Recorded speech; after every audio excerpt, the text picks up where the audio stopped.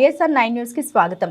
UltraTech cement పరిశ్రమలో జరిగిన ప్రమాద ఘటనపై ఈ రోజు విజయవాడ దాసరి భవన్లో పాత్రికేయులతో మాట్లాడుతున్న జగ్గయ్యపేట నియోజకవర్గ సిపిఐ పార్టీ కార్యదర్శి అంబోజు శివాజీ. 16 మంది క్షతగాత్రులై ఇక్కడికి ఇద్దరు చనిపోవడం జరిగింది. ఆవుల వెంకటేష్ స్వామి, అలాగే వంతల శివనారాయణ ఇవాళ రేపు అన్నట్టుగా ఉన్నారు.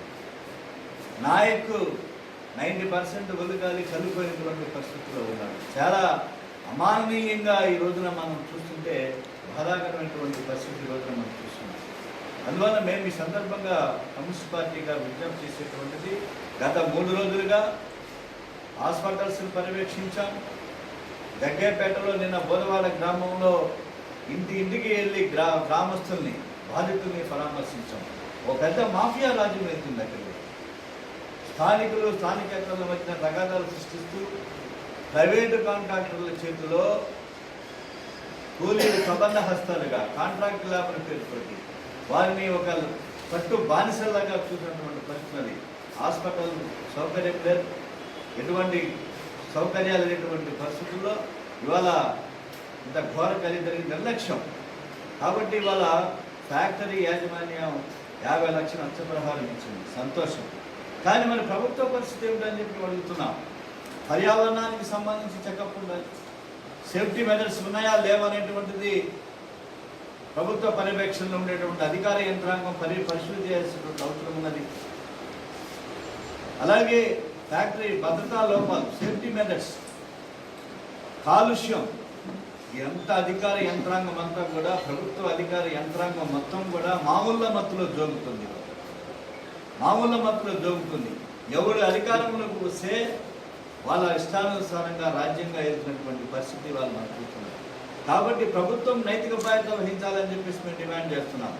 గతంలో వైజాగ్లో కెమికల్స్లో ప్రమాదం జరిగితే ₹1 కోటి ఆనాడు కార్మికుల నష్టపరిహారాన్ని ఇప్పించడం జరిగింది, కార్మికులు పోరాడి. ఈ రోజున యాజమాన్యం ₹50 లక్షల ఇచ్చింది. కానీ ప్రభుత్వం కూడా నైతిక బాధ్యత వహించి ₹50 లక్షల ఎవరికైతే 60% పైన ఒళ్ళు కాలిపోయిందో బాధితులు ఉన్నారో వారందరికీ కూడా 60% ఇవ్వాలని చెప్పేసి మేము ఈ సందర్భంగా సిపిఐగా డిమాండ్ చేస్తున్నాం. అలాగే క్షతగాత్రైనటువంటి వారికి ₹25 లక్షల ప్రభుత్వం నుంచి ఇవ్వాలి, ఫ్యాక్టరీ నుంచి ఇవ్వాల్సినటువంటి పరిస్థితి ఉన్నటువంటి పరిస్థితులు. అలాగే చికిత్స నుంచి కోలుకునేంత వరకు కూడా 4 రోజుల పాటు ₹1,00,000 వారికి గౌరవ వేతనంగా, ట్రీట్మెంట్ నుంచి కోలుకునేంత వరకు, స్వస్థత చేకూరేంత వరకు కూడా వారికి ఇవ్వాలని చెప్పి డిమాండ్ చేస్తున్నాం. ఆ కుటుంబంలో ఒకరికి ఉద్యోగ అవకాశాన్ని కల్పించమని చెప్పి కూడా చనిపోయిన కుటుంబాల వారి సందర్భంగా డిమాండ్ చేస్తున్నాం. కాబట్టి ఈ రోజున మేము అడుగుతున్నాం. నిన్నటి నుంచి 2 రోజుల నుంచి కార్మిక శాఖ మంత్రి వాసంశెట్టి సుభాష్ గారు ఫోన్ నంబర్లు ఇచ్చారు, కాంటాక్ట్ చేయమని చెప్పి. ఫోన్ చేస్తుంటే ఆయన రిప్రజెంటేషన్ చేద్దామని చెప్తుంటే కనీసం 2 నుంచి ఫోను లిఫ్ట్ ఎత్తకపోగా స్విచ్ ఆఫ్ చేసి ఉండటం చాలా విచారకరం.